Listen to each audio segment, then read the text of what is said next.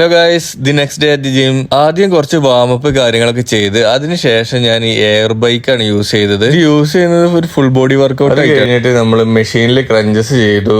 പിന്നെ cross ഫിറ്റില് workout ചെയ്യുന്ന ഒരു സിറ്റപ്സ് ആണ്, അത് ചെയ്തു. അത് കഴിഞ്ഞ് ചെസ്റ്റിന് പ്രസ് ചെയ്ത്, അത് കഴിഞ്ഞ് ബെഞ്ച് പ്രസ് ഡിക്ലൈനിലേ ചെയ്തു. പിന്നെ പുൾ ഓവർ മെഷീൻ ചെയ്തു. അത് കഴിഞ്ഞ് ക്രോസ് ഓവർ ചെയ്തു.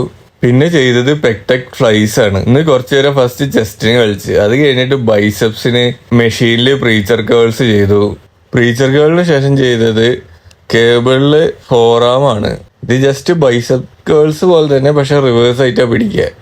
പിന്നെ അതിന്റെ ശേഷം ഞാൻ ചെയ്തത് ഡബ്ല്യു ബാർ ഉണ്ടായിരുന്നു, അതിൽ ബൈസെപ്സ് കേൾസ് ചെയ്തു. ഞാൻ മെഷീൻസ് ബാർസ് ഡംബൽ ഒരേപോലെ തന്നെ ചെയ്യാറ്. ഇപ്പൊ ഈ ബാർസിലൊക്കെ വെച്ച് അടിക്കുമ്പോൾ അത് വേറെ തന്നെ ഒരു എഫക്റ്റ് ആണ് നമുക്ക്.